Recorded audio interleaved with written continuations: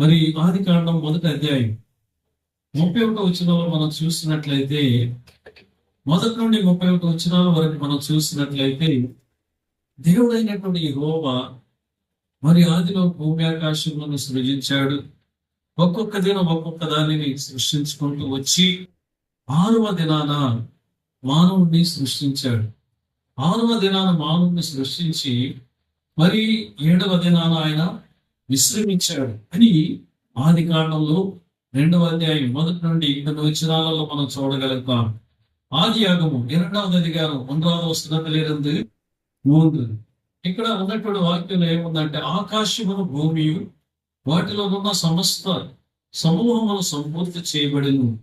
దేవుడు తాను చేసిన తన పని 7వ దినములోగా సంపూర్తి చేసి, తాను చేసిన తన పని అంతటి నుండి 7వ దినమున విశ్రమించెను.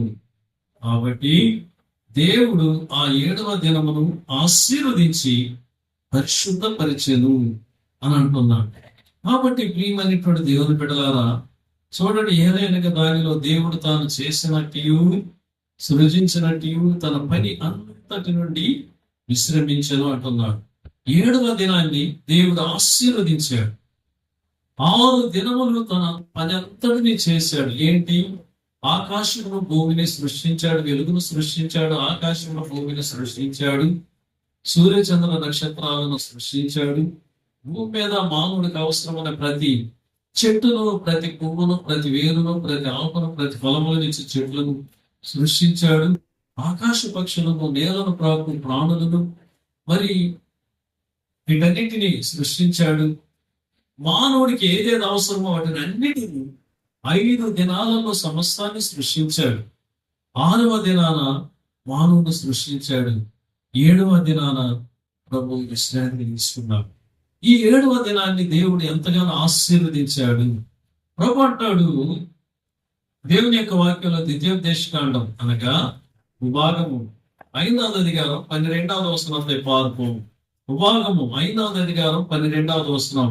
ద్వితీయోపదేశకాండం 5వ అధ్యాయము 12వ వచనాన్ని 12, 13, 14 వచనాలు మనం చూసినట్లయితే, దేవుడైనటువంటి యెహోవా మానవుడికి ఇస్తున్నటువంటి ఒక ఆజ్ఞ ఏమనగా, బలమైనటువంటి ఆజ్ఞ ఏమనగా, నీ దేవుడైన యెహోవా నీకు ఆజ్ఞాపించినట్లు విశ్రాంతి దినమును పరిశుద్ధముగా ఆచరించుము.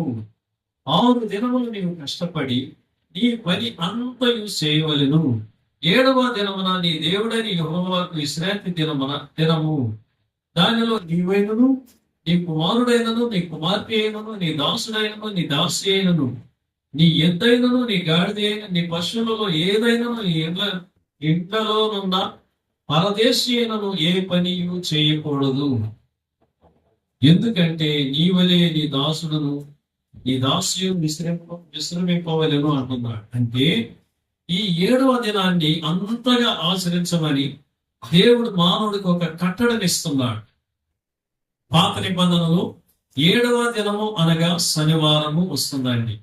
కానీ మనకు యేసు ప్రభువారు చనిపోయి తిరిగి 3వ దినాన లేచినప్పుడు ఆదివారము అని బైబిల్ గ్రంథంలో కూడా ఉంది.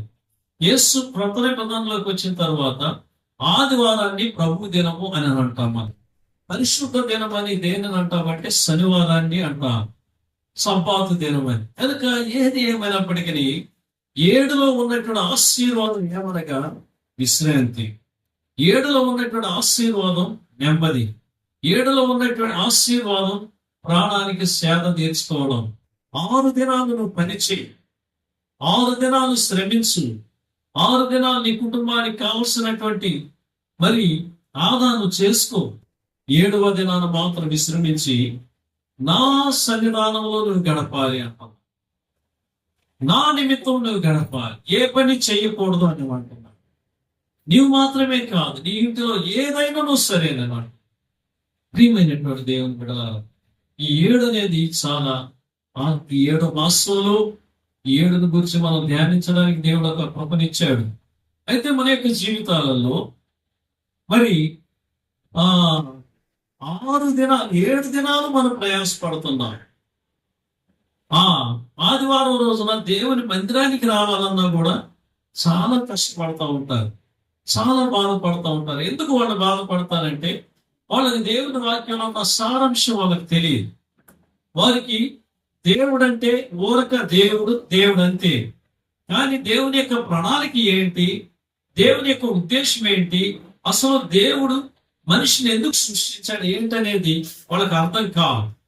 ఎందుకంటే దేవుడు వాళ్ళని ఆశీర్వదించాడు గనుక కూర్చొని తినగలిగేంత కృపను దేవుడు కొందరికి ఇచ్చాడు. ఆయన కూర్చొని తింటంలోనే బ్రతికంత గడపాలి కానీ దైవ సన్నిధానానికి వచ్చేదానికి వారికి సమయం ఉండదు. కానీ ఏది ఏమైనప్పటికీ ప్రియమైనటువంటి దేవుని బిడ్డలారా, మానవుడిని దేవుడు ఎందుకు సృష్టించాడు అనేది ఒక మాట చెప్పి వాక్యంలోనికి వెళ్దాం. మానవుడు చచ్చిపోవాలనే దేవుడు మానవుని సృష్టించలేదు. మానవుడు కూడా దేవుని వలె మరి నిరంతరము జీవించాలి ప్రభుతో అన్న ఉద్దేశంతోనే దేవుడు మానవుని సృష్టించాడు. మానవుని సృష్టించి ఒక మాట చెప్పాడు, మీరు ఈ తోట మధ్యలో ఉన్నటువంటి ఈ పండు తిన్నప్పుడు మీరు చనిపోతారు అన్నాడు. అయితే మానవుడు దేవుని యొక్క ఆజ్ఞను ధిక్కరించి తనకు తానుగా మరణాన్ని తెచ్చుకున్నాడే గాని దేవుడు మనిషిని చచ్చిపోమని మరణాన్ని సృష్టించలేదు. ప్రియమైన దేవుని బిడ్డలారా, ఏది ఏమైనప్పటికీ కూడా ఒక క్వశ్చన్ పెట్టవచ్చు మీరు, అయ్యా మానవుడు చచ్చిపోతాడని తెలుసు కదా, దేవుడు ఎందుకు ఆ పండుని పెట్టాడు, ఆ చెట్టుని పెట్టాడు, ఆ కాయలు ఇచ్చే చెట్టుని ఎందుకు పెట్టాడు అని అంటే ఇక ఆయన అడగాలి. ఎందుకంటే ఆయన ప్రణాళికలు నెరవేర్చుకోవడానికే ఆయన సమస్తాన్ని చేస్తా ఉంటాడు. సరే, ఏది ఏమైనప్పటికీ ఈ యొక్క 7వ దినాన ఏ పని చేసినా వాడు శాపగ్రస్తుడు. సరే, క్రొత్త నిబంధనలోకి వచ్చినప్పుడు ప్రభు దినాన మన సొంత కార్యాల నిమిత్తమై దైవజనుల మీద కోపడు, దేవుని మందిరం మీద కోపడు, లేకపోతే ఇంకేదో ఇతరమైనటువంటి పనులను బట్టి దైవ సన్నిధానానికి రానప్పుడు దేవుని బాధపరిచినటువంటి వాళ్ళు అవుతారు. దేవుని ఆశీర్వాదాలను పోగొట్టుకునే వాళ్ళు అవుతారండి. కనుక ప్రియమైన దేవుని బిడ్డలారా, ఏది ఏమైనప్పటికీ నెంబర్ 1 పాయింట్ ఏంటంటే 7లో ఉన్నటువంటి ఆశీర్వాదం నీ ప్రాణానికి విశ్రాంతి, నీ మనస్సుకు నెమ్మది. కనుక రెండవ ఆశ్చర్యం ఏంటంటే ఆశీర్వాదం ఏమనగా, రెండవది చాలా విచిత్రంగా ఉంటుంది. దేవునికి ఇష్టం లేని 7 కార్యాలు, వాటిని తెలుసుకోవడమే మనకు ఆశీర్వాదం. దేవునికి ఇష్టం లేని అసహ్యకరమైనటువంటి కార్యాలు, నీకు అసహ్యకరమైనటువంటి కార్యాలు ఏంటంటే చెప్తాను, నువ్వు చెప్తావు, నేను చెప్తాను. అదేవిధంగా దేవునికి అసహ్యకరమైనటువంటి, దేవునికి నచ్చనటువంటి కార్యాలు 7 ఉన్నాయి. ఆ 7 కార్యాలు ఏమనగా, సామెతల గ్రంథం 6వ అధ్యాయము 16, 17, 18, 19 వచనాలు మనం చూద్దాం. ఈ కార్యాలను కనుక మనం తెలుసుకుంటే, ఈ కార్యాలను మన దరిదాపులకు రాకుండా చేసుకుంటే మనమే ఈ లోకంలో గొప్ప వాళ్ళం. సామెతల గ్రంథం 6వ అధ్యాయము 16, 19, నీతిమొழிகள் 6వ అధికారం 14 19. The book of Proverbs chapter 6, 16 to 19. చూడండి, యెహోవాకు అసహ్యములైనవి 6 గలవు, 7 ఆయనకు హేయములు. తమిళ చదవండి ఆ మాట ఎలా ఉంటుందో. చాలండి, యెహోవాకు అసహ్యములైనవి 6 గలవు, 7 ఆయనకు హేయములు అంటున్నాడు. అంటే ఇంకోటి కలిపాడు. అవి ఏమనగా తమిళలో చదవండి ఇప్పుడు 17వ వచనం నుండి.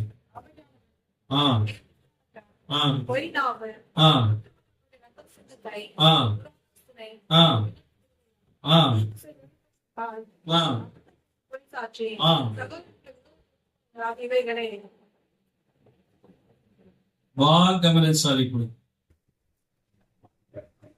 యెహోవాకు అసహ్యమైన కార్యములు ఏమనగా అహంకార దృష్టియు, కళ్ళనాడు నాలుకయు, నిరపరాధులను చంపు చేతులను, దుర్యోచనలు, యోచించు హృదయమును, కీడు చేటుకు త్వరపడి పరుగులెత్తు పాదములను, లేని వాటిని పలుకు అబద్ధ సాక్షియు, అన్నదమ్ములలో జగడములు పుట్టించువాడును అంటే. జాగ్రత్త గమనించాలి. ఇక్కడ 7 కార్యాలు నిన్ను పుట్టించినటువంటి దేవునికే అసహ్యమైనటువంటి కార్యాలు ఇవి. ఏంటంటవి? మళ్ళీ అహంకార దృష్టియు. అసలు అహంకారం అనేది ఎప్పుడు వస్తుందంటే తలకి గర్వం ఎక్కి ముదిరినప్పుడు వస్తుందండి అది. వాటిని కొన్నిసార్లు నేను వివరంగా చెప్పేటప్పుడు కొందరు అవి తాకినట్టుగా అనిపిస్తాయి. ఎందుకు తాకినట్టు అనిపిస్తాయి? అవి నీలో ఉన్నాయి కనుక. అవి నీలో ఉన్నప్పుడు పెరికాయి వేరులతో కూడా. ఎందుకు నీవు దైవజనుల మీద గొంతు కోసుకుంటావు? ఎందుకు దేవుని మీద గొంతు కోసుకుంటావు? ఎందుకు నీకు వచ్చే ఆశీర్వాదాలు పోగొట్టుకుంటావు? ఎందుకు నీకు వచ్చే సమాధానం, సంతోషాన్ని నీ చేతులారా పోగొట్టుకుంటావు?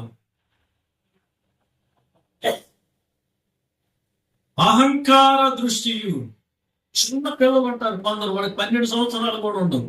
వాడికి కొందరు పిల్లకాయ చూడండి, వాడికి ఒక పని చెప్పేటప్పుడు, ఏదన్నా చెప్పేటప్పుడు వాడే మనం కిందకి మీద చూస్తాడు. వాడి చూపు మనకు సేవట్లు పోస్తాయి. అంటే అది వాళ్ళ జన్మ స్వభావం. అది చిన్న వయసులోనే అలా ఉన్నాడంటే పెద్ద పెరిగితే ఎలా ఉంటాడు? అందుకని ప్రభు అంటాడు, నీ పిల్లలకు మంచి మార్గాలు నేర్పించండి అని అంటాడు. రెండవదిగా కల్లలాడు నాలుగు. తమిళ్లో చాలా బాగుంది. అబద్ధాలు మాట్లాడేది దేవునికి ఎంత అసహ్యమైన కార్యం. నోరు తెరిస్తే అబద్ధాలు మాట్లాడుతూ ప్రార్థన చేస్తే ఆ ప్రార్థన దేవుడు ఏం ఆలకిస్తాడు? దేవునికి అసహ్యమని నీకు తెలియదా? మాట్లాడితే అబద్ధం. ఎక్కడికి పోయావనంటే నేను ఎక్కడికి పోవాలి, ఎక్కడికి అని అంటారు. ఏం చేశావు? నేను ఏం చేయలేదు అంటారు. నీవు ఈ మాట మాట్లాడేవని అంటే మాట్లాడే ఉంటారు కానీ నేను మాట్లాడలేదు అంటారు.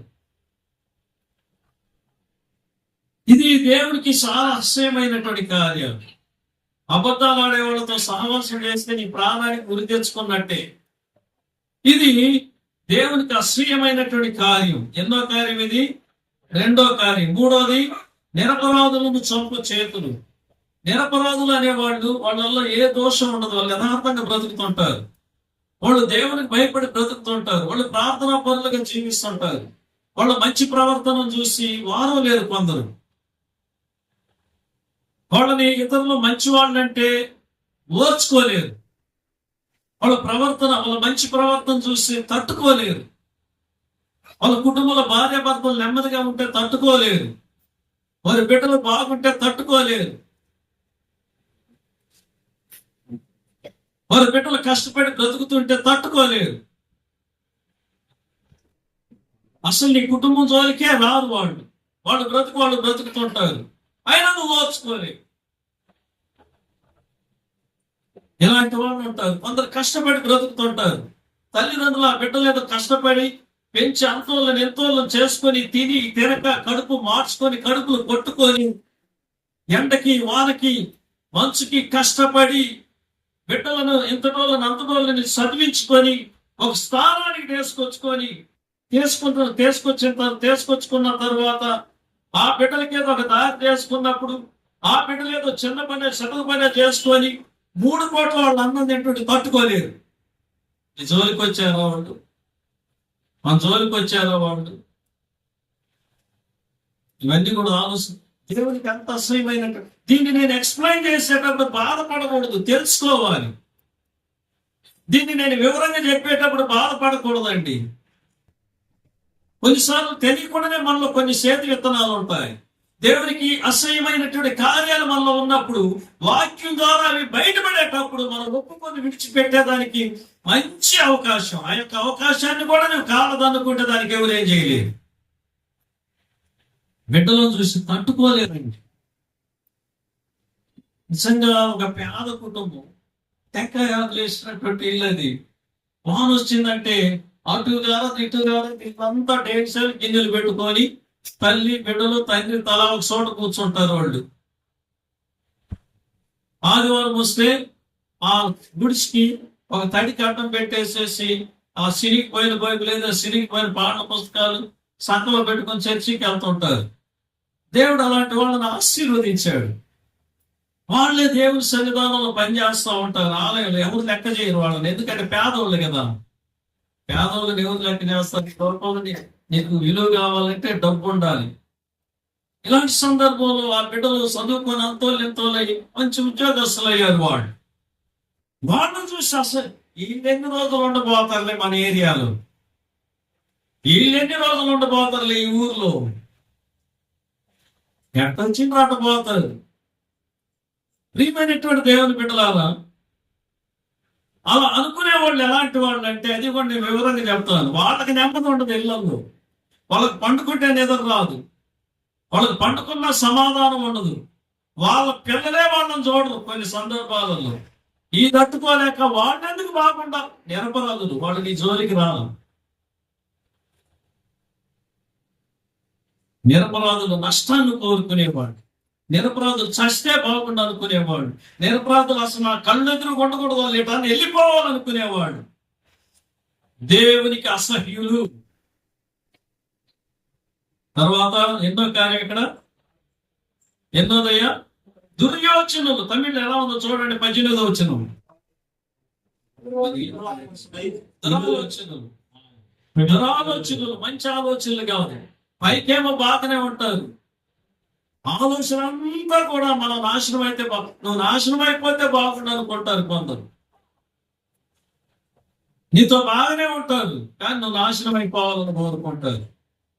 నువ్వు నాశనం అయిపోకూడదు, నీవు నీ బిడ్డలు బాగుండాలి, నీ కాపురం బాగుండాలి, నీ బిడ్డలు ఫలించాలి, నీ బిడ్డలు ఆశీర్వాదకరంగా ఉండాలి, ఈ భూమి మీద నీ బిడ్డలు నీ కుటుంబం మహారాజులుగా ఉండాలని కోరుకునేవాడు మీరే చెప్పాలి. ఎవరని మీరే చెప్పాలి. మంచి మనసు ఉంటే చెప్తారు, అందులో సందేహం లేదు. తమ్ముడు అంతో కరెక్ట్ గా చెప్తున్నాడు. ఒకటి దేవుడు, రెండోది దేవుడు నీ కొరకు పంపించిన దైవజనుడి. ఇంక మిగతా వాళ్ళు ఎవరన్నా ఉంటారేమో నాకు తెలియదు. దుర్యోచనులు పొద్దు లేస్తే పొట్ట చేత పట్టుకొని నువ్వు ఇళ్ళ పనికో, ఏ పనికో, ఆ పనికో, ఈ పనికో పోయి ఎప్పుడో 3-4 గంటలకు వస్తావు. ఇంట్లో ఏముందో తాగి అమ్మా నేను పడుకుంటావు. మళ్ళీ గంటన్నర అయినాక మళ్ళీ పరుగులెత్తుకుంటా పోతుంటావు నీ బిడ్డల కోసం. నా బిడ్డలు నాలాగే కష్టపడకూడదు, బాధపడకూడదు, నా భర్త ఇలా ఉండకూడదు, మేము బాగుండాలి నా బిడ్డల కొరకు అనేది నీ రెక్కల మొక్కల కష్టమే పరుగులెడుతుంటావు. నీ దగ్గరేమో ఒక రకంగా మాట్లాడేది, పక్కకు పోయిన తర్వాత నీ కీడును కోరుకునేది. ఇది దైవజనుడు చెప్తే దైవజనుడి మీద కత్తులు నూరేది. నువ్వెంత అసహ్యమో నువ్వు ఆలోచన చేయి, మనం ఎంత మంచివాళ్ళమో ఆలోచన చేద్దాం. తల్లి, నేను నిన్ను మిమ్మల్ని ఇక్కడ ఉన్నటువంటి వాళ్ళు ఎవరిని ఏది చూపించడం లేదు. నీ స్థితి సమాజంలో ఎలా ఉంది, నువ్వు ఏ స్టేజీలో ఉన్నావు. దేవుని బిడ్డలం మనం. నిన్ను చూసేవాళ్ళు, నీతో ఉన్నవాళ్ళు మంచి ఆలోచనలతో నీతో మాట్లాడుతున్నారా, దుర్యోచనలతో మాట్లాడుతున్నారా? యూదాస్కరియోతు యేసు ప్రభుతోనే ఉన్నాడు కానీ వాని ఆలోచన అంతా ఎలా ఉండింది చెప్పాలి. వాని ఆలోచన అంతా ఎలా ఉండింది? యేసుని బట్టియాలనేదే. అద్భుతాలు చూస్తూనే ఉన్నాడు, ఆశ్చర్యమైన కార్యాలు చూస్తూనే ఉన్నాడు, యేసు ప్రభువులో ఉన్నటువంటి మహత్తరాన్ని చూస్తూనే ఉన్నాడు. కానీ ఆలోచన ఎక్కడుంది? ఆలోచన ఎక్కడుంది? యేసయ్యను పట్టియాలి.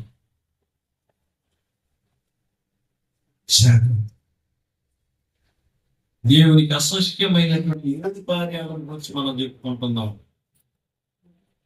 తర్వాత தீர்க்க செய்வதற்கு விரைந்தோடு கால், కీడు చేయుటకు త్వరపడి పరుగులెత్తు పాదములు నువ్వు అని అంటున్నాడు. కీడు చేసేదానికి ఏం పరుగులెడతారు కదా? కీడు చేసేదానికి వాడేదో తల దాచుకొని బతుకుతుంటాడు ఎక్కడో, వాడేదో వాడి కంట్లో పడతాడు. ఆ కంట్లో పట్టోడిని చూపించేంత వరకు వీడికి నిద్ర రాదు. వాడికి ఎవరిని బట్టియాలో వాళ్ళ కాడికి పరుగులు ఎడుతుంటారు. కీడు చేయడానికి పరుగులెత్తే పాదాలు. ప్రియమైనటువంటి దేవుని కీడును కోరుకొని పరుగులెత్తే పాదాలు. కీడును కోరుకొని పరుగులెత్తే పాదాలు. కనుక ప్రియమైన దేవుని బిడ్డలారా, అంత మాత్రమే కాకుండా లేని వాటిని పలుకు అబద్ధ సాక్షియు అంటున్నారు. అబ్బా, ఇది ఎంత ఘోరమైనటువంటి కార్యం అండి. ఇది ఎంత ఘోరమైనటువంటి కార్యం.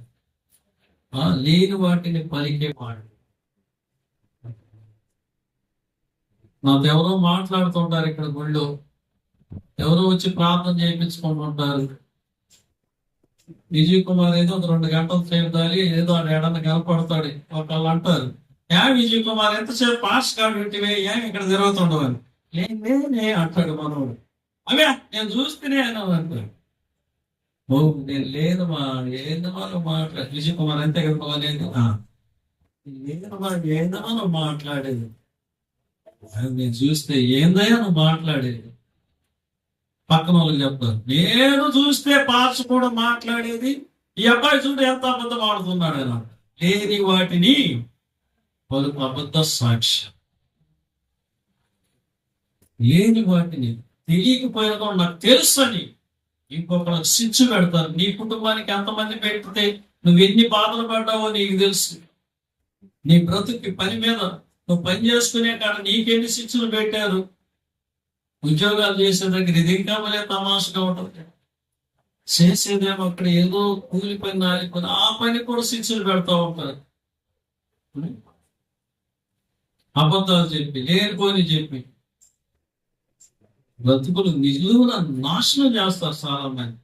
ఈ విధంగా నాశనం అయిపోయిన వాళ్ళు ఎంతమంది ఉన్నారు ఇక్కడ బాధపడేవాడు. ప్రియమైనటువంటి దేవుని బిడ్డలారా, అన్నదమ్ములలో జగడములు పుట్టించువాడు. ఇది బ్రహ్మాండమైనటువంటి శంకు సూత్రం. ఏదంటారు కదా, అన్నదమ్ములలో, అక్క చెల్లెళ్ళలో, తల్లిదండ్రులలో జగడాలు పుట్టించేవాళ్ళు ఉంటారు కదా. అయినా తల్లిదండ్రులకి బిడ్డలకి ఏదన్నా గొడవ జరిగినప్పుడు సర్దుకొని పొమ్మని ఏదో ఒక రీతిలో మంచి విషయాలు చెప్పవలసినటువంటి వాళ్ళు తల్లికి ఎక్కడ ఎక్కియాలో ఎక్కిస్తారు, బిడ్డలకి ఎక్కడ ఎక్కియాలని ఎక్కిస్తారు. అంటే బిడ్డలకి చెడ్డ కాకూడదు, తల్లికి చెడ్డ కాకూడదు అని వైద్యులు అంటారు. ఇక ఆ రోజు వాళ్ళ ఇంట్లో ఒకటి గొడవలు గందరగోళం అయిపోతా ఉంటారు. ఈ ఎక్కించిన వాడే లక్షణంగా నిద్రపోతా ఉంటాడు. ఈ విధంగా ఎంతమంది అన్నదమ్ముళ్ళు కొట్టుకోలేరు, ఎంతమంది అన్నదమ్ముళ్ళు విడిపోలేరు, ఎంతమంది అన్నదమ్ముళ్ళు ఇతరుల మాటలేని కుటుంబాలు విడబడినటువంటి వాళ్ళు ఎంతో మంది ఉన్నారు. ప్రియమైన దేవుని బిడ్డలారా, ఎలాంటి పనులు చేసే వాళ్ళందరూ కూడా నీ దేవుడైన యెహోవాకు అసహ్యులు. ఈ 7 కార్యాలు దేవునికి అసహ్యమైనటువంటి కార్యాలు. అవి ఏమనగా అహంకార దృష్టియు, కళ్ళలాడు నాలుకయు అంటే అబద్ధాలు పలికే నాలుక, నిరపరాధులను చంపే చేతులు, దుర్యోచనలు యోచించే హృదయములు, కీడు చేటుకు త్వరపడి పరుగులెత్తు పాదములు, లేని వాటిని పలుకు అబద్ధ సాక్షియు, అన్నదమ్ములలో జగడములు పుట్టించువాడు. ఈ 7 కార్యాలను ఈ రోజు నువ్వు విన్నావు. నువ్వేం తెలుసుకున్నావు ఇప్పుడు అంటే, సమాజంలో ఇలాంటి వాళ్ళు కూడా ఉన్నారా ప్రభువా, ఇలాంటి వాళ్ళకి నేను దూరంగా ఉండాలి. Number 1 point. నెంబర్ 2 పాయింట్, నీ ప్రార్థనకి ఆటంకముగా ఇలాంటి కార్యాలు ఏవైనాను నీ అంతరంగంలో ఎక్కడైనా దాగి ఉన్నాయని చూసుకొని పరిశుద్ధపరచబడడానికి 7వ మాసంలో ఈ 7 కార్యాలను దేవుడు మనకు జ్ఞాపకం చేస్తున్నాడు. కనుక చివరికి ఇంకొక మాట చెప్పి ముగించేస్తాను. మరి ప్రియమైన దేవుని బిడ్డలారా, మరి కొంచెములో ఆశీర్వాదం, కొంచెములో ఆశీర్వాదం. మత్తయి సువార్త 15వ అధ్యాయం, మత్తయి సువార్త 15వ అధ్యాయము 33వ వచనం నుండి చదవండి. మత్తయి సువిశేషం 15వ అధికారం 33వ వచనத்திலிருந்து பார்ப்போம். மத்தேயு சுவார்த்த 15వ அத்தியாயம் 33. அதற்கு அவருடைய சீஷர்கள், இவ்வளவு திரளான ஜனங்களுக்கு திருப்தி உண்டாகும்படி வேண்டிய அப்பங்கள் இந்த வனாந்தரத்திலே நமக்கு எப்படி அகப்படும்? యేసు ప్రభువారు 3 దినాలు కన్వెన్షన్ మీటింగ్లు పెట్టాడు అరణ్యంలో. 3 దినాలు వీళ్ళు వాక్యం విన్నారు. ఇప్పుడు 3 దినాలలో వీరికి ఆహారం లేదు. ఇప్పుడు మీటింగ్ అయిపోయింది, మీటింగ్లు అయిపోయాయి, తిరిగి వెళ్ళాలి. ఆకలితో వెళ్ళడం యేసు ప్రభుకి ఇష్టం లేదు. ఇప్పుడు తన శిష్యులను అడుగుతున్నాడు, అయ్యా శిష్యులారా, వీళ్ళకి ఏమైనా ఆహారం ఉందా, ఏంటి పరిస్థితి అన్నప్పుడు ప్రభా ఇంత మందిని తృప్తిపరచడానికి కావాల్సిన రొట్టెలు ఈ అరణ్యంలో ఎక్కడ దొరుకుతాయ్యా?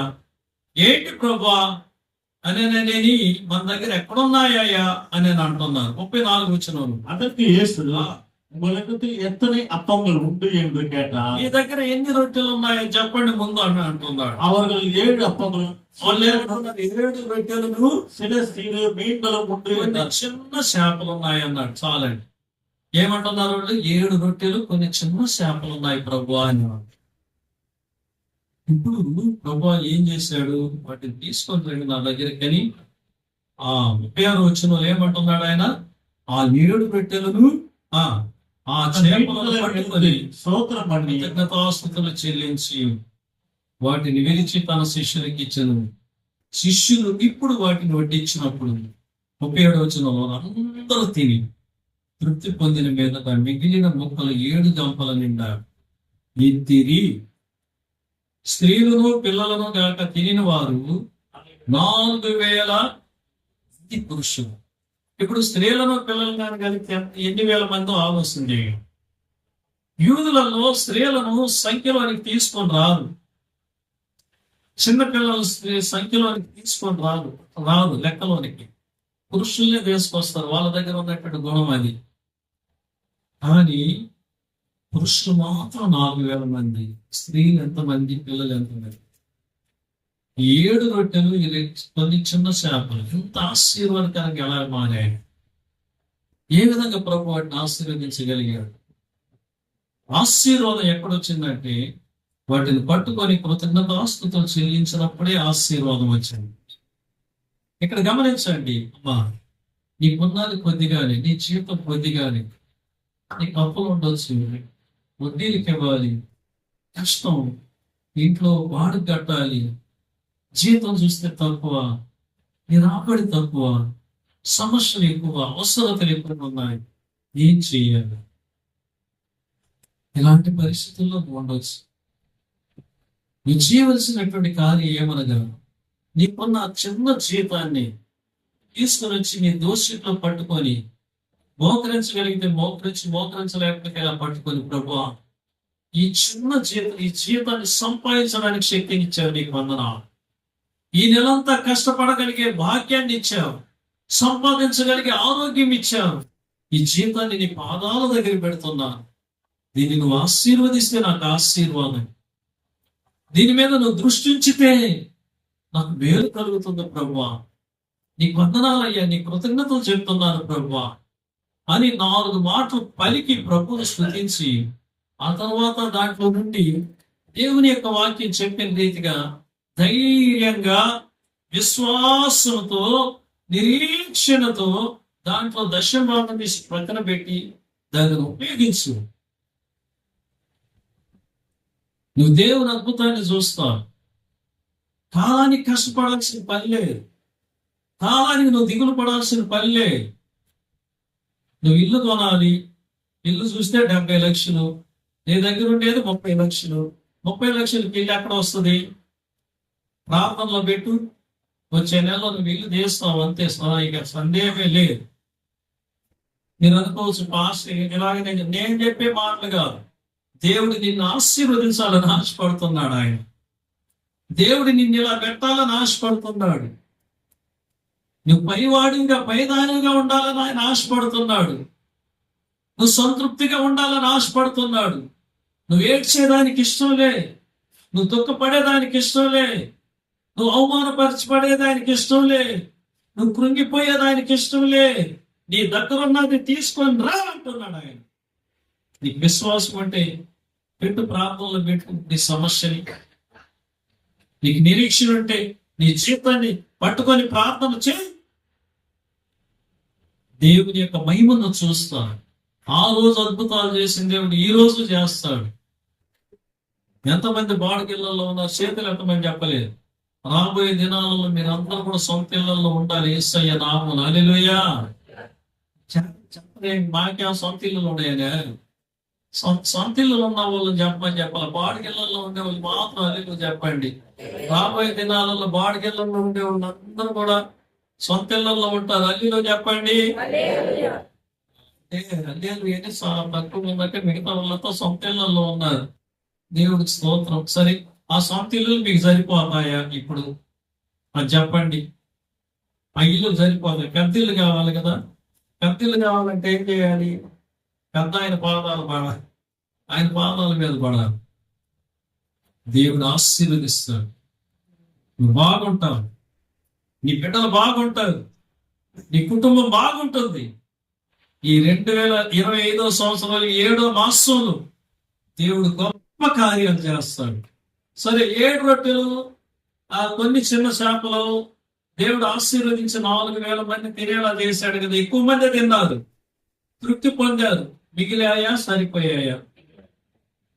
మిగిలిన ఏం చేశారు వాళ్ళు? ఎన్ని మిగిలాయి? ఎన్ని గంపలు మిగిలాయి? 7 గంపలు మిగిలాయి. 7 గంపలు వాళ్ళు ఏం చేశారు? భద్రంగా పెట్టుకున్నారు. అవునా? మనకు కానీ సరిపోయి ఇంకా కానీ మిగిలితే ఏం చేస్తాము? బిల్లిం చేసి వాటిని ఎగజల్లుకొని నా ఎంత తోడు లేడని అంటారు. అందుకే మనం ఈ విధంగా ఉండేది. కొన్ని సందర్భాలు దేవుడు నీకు ఇచ్చిన దాన్ని, ఆ కొద్దిదాన్ని దేవుడు నీకు దీవిస్తాడు. నువ్వు బాగుంటావు, నీ అప్పులు పోతాయి, నీ బిడ్డలు బాగుంటారు, ఇంకా మిగులుతాయి. మిగిలినట్టు నా కాడ ఎంత ఉందో తెలుసా, నా కాడ ఎంత ఉందో అనేది పక్కన వాళ్ళు తనబాకండి. భద్రంగా దాపెట్టుకోండి, జాగ్రత్తగా దాపెట్టుకోండి. నా దగ్గర చెప్పారు అనుకోండి, గుడికి ఇవ్వండి అని చెప్తానని. అట్టేం చెప్పను, అట్ట భయపడబాకండి. నువ్వు ఇగలిగేదే ఈ దేవునికి. నీ దగ్గర మిగిలిన ఏంటి తెచ్చి గుళ్ళో ఇవ్వని నేను అన్ను. ఈగలిగేది ఏంది దేవునికి? చెప్పాలి, ఈగలిగేది ఏంది దేవునికి? నువ్వు పలకని అంటున్నావు అంతోని. ఏందంతో నేను పలకలేదా? నువ్వు కోటం మిగిలి ముగిస్తే మర్యాద ఉంటుంది, చెప్తే బాగుంది. నువ్వు ఈగలిగేది ఏంది? నీ కష్టార్జితంలో దేవునికి దశ భాగం మాత్రమే. యేసమ్మ దేవుని చిత్తమైతే ఈ నెలలో చివరి జీతం గుడికి ఇస్తారండి. తర్వాత ఎలిషమ్ గారు ఎక్కడ రాలేదా? ఎలిషమ్ గారు కూడా ఇస్తారు. తొందరలో పైన పెట్టగోడ లేపేద్దాం. ఇక నుంచి రిటైర్మెంట్ కార్యాలన్నీ మన గుడి మీద జరిగేది. హల్లెలూయా. ఈ కార్యం వచ్చి మన యేసమ్మ మూలంగా, ఎలిషమ్మ మూలంగా జరగాలి. మీద మన వెంకట స్వామి గారు కూడా ఉన్నారు, రిటైర్ అయిన వాళ్ళు. అలా ఒక చెయ్యేసారంటే అయిపోతుంది. కాబట్టి ఏది ఏమైనా 7 గంపలు మిగిలిన 7 గంపల సంగతి మర్చిపోకూడదు. ఏం చేయాలి మనం? మిగిలితే ఏం చేయాలి? భద్రంగా దాపెట్టుకోవాలి. దాపెట్టుకున్న స్థలం మర్చిపోయేది. మళ్ళీ అది మర్చిపోయి ఇల్లంతా దేవులాడి మళ్ళీ అవి పప్పు తోటలైనా కాగితాలు వెళ్ళిపోతాయి. అంటే కూడా జాగ్రత్తగా దాపెట్టుకోవాలి. ఏం రూతమ్మా? మా చేస్తాడు దేవుడు. హల్లెలూయా. వీటన్నిటికీ కారణం ఒక విషయం చెప్తాను. నీ డబ్బులు, నీ కష్టార్జితం, నీవు, నీ భార్య, నీ బిడ్డలే, నీవు, నీ భర్త, నీ బిడ్డలే అనిపించాలి. రెండవదిగా దేవుని సన్నిధానానికి రావాలి. అంతేగాని ఇతరమైనటువంటి కార్యాలకి నీ సొమ్ము పోయేదానికి దేవుడు ఇష్టపడడు. కనుక 7వ మాసంలో దేవుడు మీ కుటుంబాలను నిండారా దీవించుగాక. 7వ మాసంలో దేవుడు మీ కుటుంబాలలో సమాధానాన్ని దయచేయను గాక, సమృద్ధిని దయచేయను గాక. అందరూ లేచి నిలబడదాం, పాడుతుండే కాంతులు ఎంత